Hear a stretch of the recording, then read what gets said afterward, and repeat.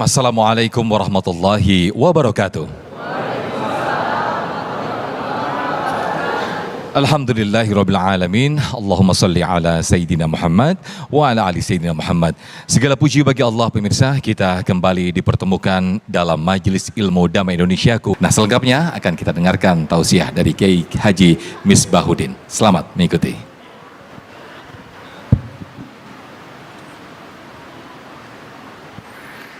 Saya ikut hayya.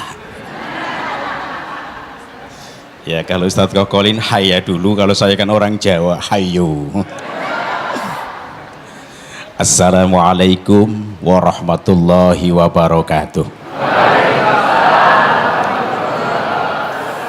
Alhamdulillahilladzi an'ama alaina bi ni'matil Islam wal iman wal ihsan.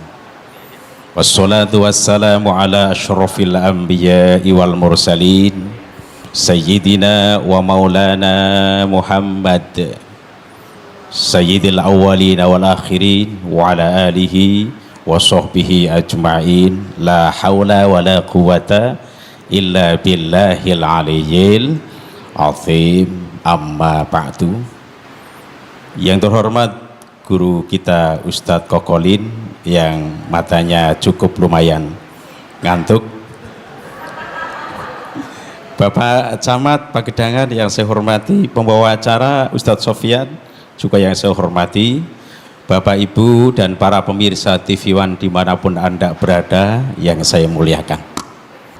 Kita umat Islam berkewajiban untuk melaksanakan semua perintah-perintah Allah dan meninggalkan semua larangan-larangan Allah. Salah satu di antara perintah Allah adalah mengeluarkan zakat. Dalam Al-Quran surat Al-Baqarah, Allah subhanahu wa ta'ala berfirman, aqimus sholata wa atuz zakata warka'u ma'arraki'in. Hafal mereka, lebih hafal dibanding saya.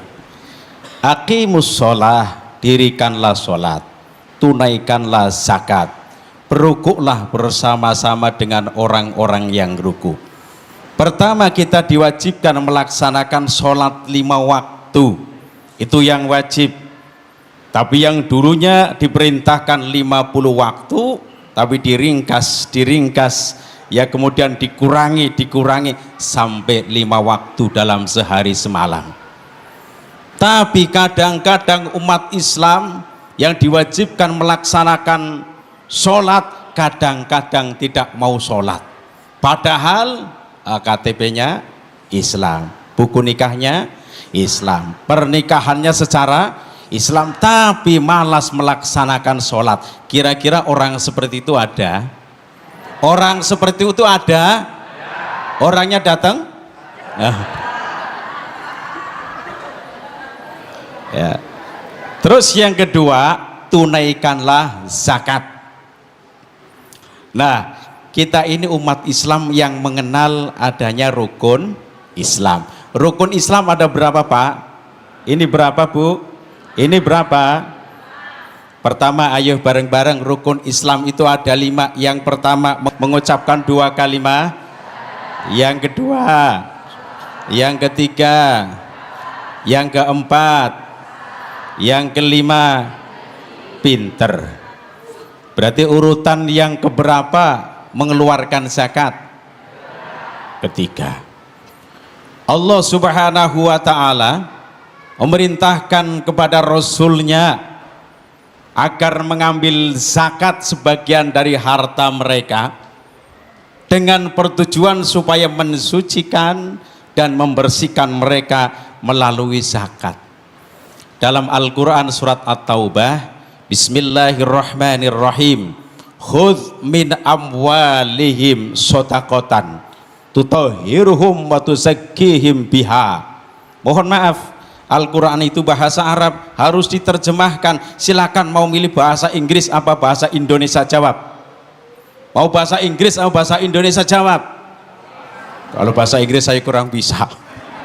Bahasa Indonesia, khudh min amwalihim shadaqatan, ambillah zakat dari sebagian harta mereka Dengan zakat itu kamu bisa membersihkan dan mensucikan mereka. Jadi orang kaya itu mohon maaf, sebagian hartanya bukan milik pribadi saja, tapi milik orang lain yang namanya miskin, orang-orang miskin. Tetapi seandainya sudah dikeluarkan sebagian hartanya, bersihlah harta tersebut. Contoh mohon maaf, ada orang kaya seperti Ustadz Kokoh ini orang kaya ya, hartanya miliar-miliaran. Coba miliaran berapa karung itu? Miliar-miliaran ya. Itu apabila belum dikeluarkan sodakohnya, zakatnya itu masih amburadul. Amburadul apa itu namanya? Masih campur baur. Tapi kalau sudah dikeluarkan zakatnya untuk orang-orang yang berhak namanya mustahik, maka tinggal milik sendiri. Itu berarti sudah suci, sudah bersih milik sendiri. Alhamdulillah. Sedangkan orang-orang yang gemar bersedekah, itu tadi dikatakan oleh Ustadz Tokoh, sedekah itu ada yang wajib, ada yang sunnah. Yang wajib berupa zakat, kalau yang sunnah itu namanya sodakoh biasa. Itu termasuk orang-orang yang dermawan. Nah, orang-orang dermawan bahasa sininya apa, Pak? Mikir bareng, Pak. Dermawan bahasa sininya apa? Loman. Loman bahasa Jawa, saya dari Tegal. Kayaknya wong Tegal, Pak. Kebetulan kayak batir Tegal anak, Masya Allah. Kayaknya wong apak, wong Tegal. Aja ngetawain, kirain apa? Aduh, Masya Allah. Saya ini orang apak. Jadi begini ya, orang yang loman manfaatnya ada 4. Berapa ini? Ini berapa? Seperti TK lagi. Masya Allah ya.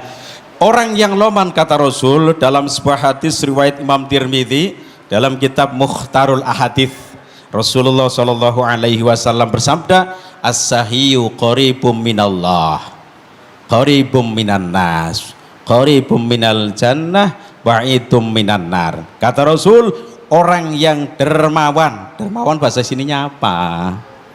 Loman bahasa Jawa itu loman. Orang yang dermawan manfaatnya ada 4. Pertama, dekat Allah. Yang kedua, dekat manusia. Yang ketiga, dekat surga. Yang keempat, jauh dari neraka. Mudah-mudahan termasuk kita semuanya, amin Allahumma. Yang kompak Allahumma amin. Ya Rabbal amin. Kok kenapa yang pertama dekat dengan Allah? Dirinya sadar, ini orang yang kaya sadar, seperti Ustadz Kokolin sadar bahwa hartanya itu bukan milik pribadi saja, bukan jeripayah pribadi saja, tapi atas bantuan Allah, pitulunge Allah, pertolongane Allah. Dengan itu maka bersyukur kepada Allah Subhanahu wa Ta'ala. Sedangkan Pak Bu, orang yang bersyukur kepada Allah akan ditambahkan nikmatnya. La in syakartum lazidannakum. Sesungguhnya jika kalian bersyukur lazidannakum, pasti akan kami tambah nikmat kalian. Masya Allah. Jadi rasanya dekat dengan Allah. Yang kedua, dekat manusia. Saya mau tanya bapak-bapak dengan ibu-ibu, kalau orang yang sering memberi kepada orang lain, kira-kira senang atau tidak? Jawab saja, senang atau tidak? Senang berteman atau tidak? Senang. Ya, disenangi keluarga, disenangi tetangga, disenangi teman-teman, karena loman, ya, karena sering memberikan nyah nyoh, itu bahasa Jawa. Ya, mahmoh. Ya, contoh begini ya, ada rehab masjid, ndak usah diminta datang Pak, cari pengurus masjid, sumbang. Bertemu dengan pengurus masjid, kemudian datang ke pengurus musola menyumbang, bertemulah dengan pengurus musola. Ketika ada santunan anak yatim, datang ke santunan anak yatim, berikanlah sumbangan. Ketika ada orang miskin yang memberikan santunan terhadap orang-orang miskin, dekatlah dengan mereka. Oleh sebab itu orang yang dermawan, ya, dekat dengan manusia. Terus yang ketiga, orang dermawan itu dekat surga. Mudah-mudahan kita semuanya amin Allahumma. Terus yang keempat itu jauh dari neraka. Ya. Bahkan ada salah satu keterangan Pak Bu, salah satu calon penghuni surga adalah orang-orang yang dermawan. Mudah-mudahan termasuk kita semuanya. Tapi hadis ini ada kelanjutannya. Wal bakhilu ba'idum minallah, ba'idum minan nas, ba'idum minal jannah, qaribum minan nar. Bakhil, bakhil bahasa sininya apa? Pelit, selain pelit, mikir bareng.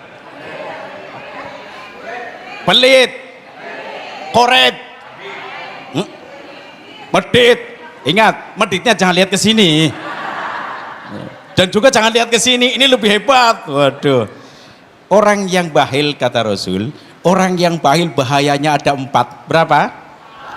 Pertama jauh dari Allah, yang kedua jauh dari manusia, yang ketiga jauh dari surga, yang keempat dekat neraka. Na'udzubillahi min dzalik. Masya Allah. Kok kenapa orang yang bakhil, koret, selain koret, medit, ya jauh dari Allah. Kenapa? Karena merasa bahwa harta yang ia miliki itu seolah-olah hasil kerjanya sendiri.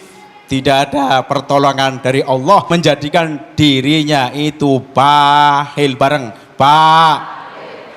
Lihatnya jangan di sini lagi bakhilnya. Ya menjadikan bakhil, mereka ingkar atas nikmat Allah.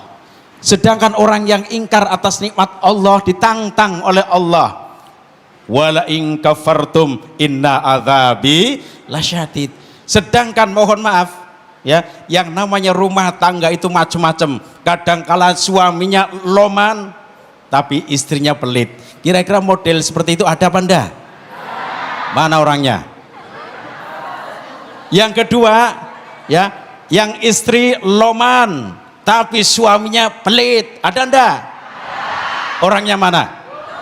Tapi yang di sini ingat, yang di sini ya laki-lakinya loman, istrinya loman. Ini baru orang sini. Allahumma. Karena Ustadz Sofyan sudah berdiri, gantian saya duduk. Baik, terima kasih Yai. Ngerti orang son? Jadi aja medit ya. Kudu loman gitu ya. Baik, Masya Allah. La in syakartum la azidannakum wa la in kafartum inna adzabil lasyadid. Sungguh tiada berkurang sedikit pun, Masya Allah, ketika kita menginfakkan harta kita, menzakatkan harta kita. Justru harta kita akan disucikan oleh Allah Subhanahu wa Ta'ala.